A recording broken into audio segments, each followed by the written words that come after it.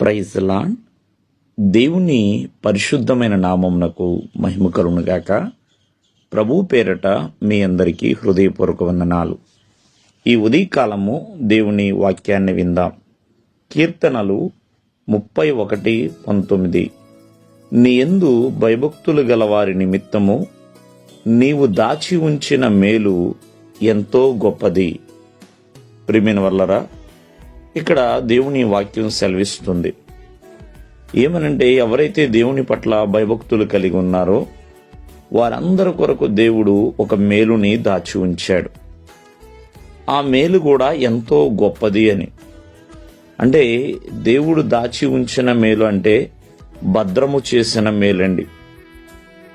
ఎవరి కొరకు ఇది అంటే భయభక్తులు.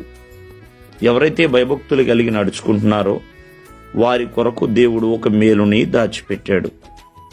ఉదాహరణగా చెప్పాలి అంటే, ప్రియమైన వాళ్ళరా, మానవ జీవితంలో భయభక్తులు అనేది చాలామంది వాటిని పట్టించుకోరు.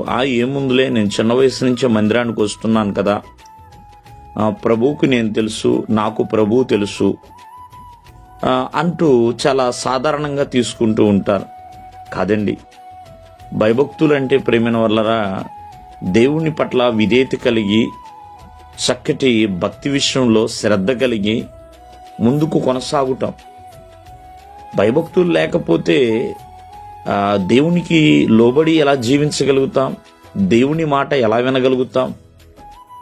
అందుకనే దేవుని మాట వింటూ దేవుని పట్ల విధేయత కలిగి తగ్గింపుతో సహనముతో దేవుని యొక్క వాక్యాన్ని పాటిస్తూ అలా ఉండినప్పుడే దేవుడు నీ కొరకు సిద్ధపరిచిన మేలుని మనం పొందుకోగలుగుతాం. అది ఎంతో గొప్పదండి.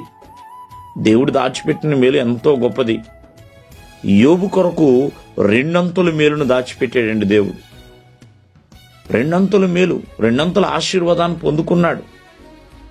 ఆనాడు యోసేపు కూడా ప్రియమైన వాళ్ళరా 2 అంతుల దీవెన పొందుకున్నాడు. యోసేపు కూడా ప్రియమైన వాళ్ళరా, కావున వారందరూ కూడా భయభక్తులు కలిగి జీవించారు. భయభక్తులు లేకపోతే ఏం పొందుకోలేం.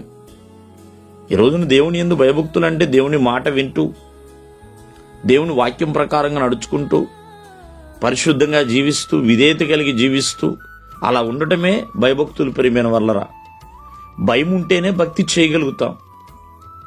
కావున చాలామంది ఇక నాకు అన్నీ తెలుసులే కదా అని చెప్పి భయభక్తులు వదిలేస్తూ ఉంటారు. అలా కాదండి. భయభక్తులు గలవారి కోసము మేలు సిద్ధపరిచింది. అది ఏ మేలైనా కానివ్వండి, అది చాలా ఉన్నతమైనది. దేవుడు మిమ్మల్ని ఆశీర్వదించును గాక. ఆమేన్.